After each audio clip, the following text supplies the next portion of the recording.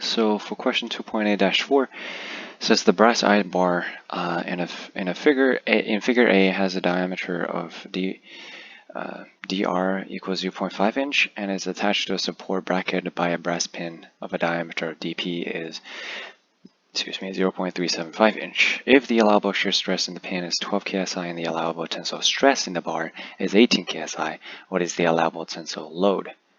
P allow. So this question is a little interesting.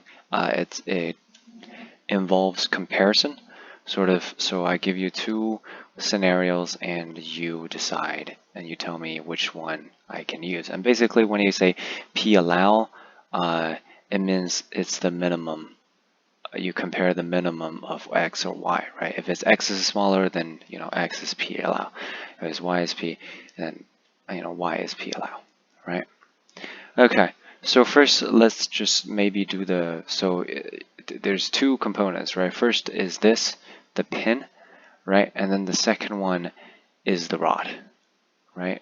Or the shear stress in the pin and the tensile stress in the bar. Sorry, this is the bar, this is the pin. Okay, so let's look at the pin. So the pin is 12 ksi. What's shear stress? Shear stress is V over A equals shear stress, right? So shear stress times A will gives you the V, right? And V is applied load, which is a form of P, right? It's just when you apply it this way, so the contact area is over here, so we call it shear stress, okay? Because by moving the bar, this will move to the sideways. Okay, so basically let's calculate the area, which is times, so this is the stress times the area. What is the area? dp over 2 square times pi, right? Now remember, you're not done, okay? Because this is, by looking at this system between the pin and the bar, this is a double shear system, right? Which means that this pin will only experience P over 2, right? Because there's one pin and it's double shear, so it's over 2. Now if there's 3 pins, then you divide it by 3, right? If it's 4 pins, you divide it by 4, whatever. But it's double shear, you divide by 2. Now this equals P over 2. So what do I have to do? We times 2. Right, on both sides. So now we'll know the true answer of P, which in this case is 2.65 kips, right? So hopefully you were able to identify this, right? The fact that this is a double shear system, what we're calculating over here is only P over 2, right? But since we're doing P allow, the more the better, right? Basically we're trying to find the biggest one, while because sure, we can totally use P over 2 over here, but it's P allow is the maximum.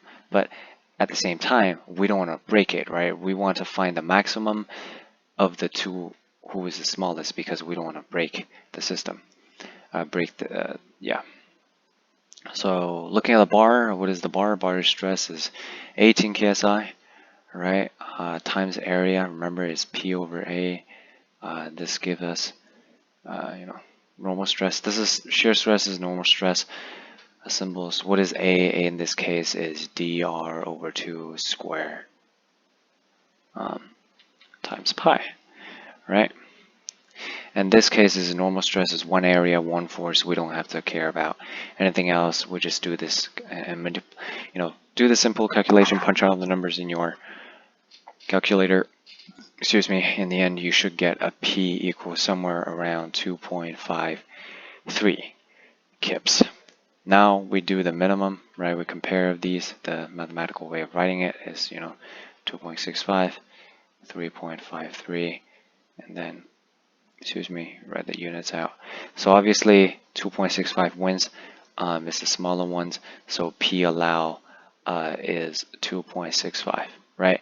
What this means is that we have to use this one, because if we use this one, this is bigger than what the pin can maximally take, because over here we did it, right? The allowable shear force at it's 12 ksi. This is the maximum we can get, is 2.65, right? We can only go smaller than this, but we can't go bigger. So 3.43 will break the system. Therefore, we'll have to use the 2.65 Gibbs. All right, and that is how we solve this part of the question. Basically, as there's a little comparison systems, you can sort of see this in 2.8, throughout 2.8, but you know, it's basically just still making engineering decisions, right? This class sort of teaches you, you know, in the future when you're going to, you know, in a field, what, you know, you have to make certain decisions, decisions, and looking by numbers, you know, what does it tells you, right? Okay, so yeah, it's a little neat question. Hopefully this was helpful. Good luck on your studies, and I'll see you in my future videos. Bye.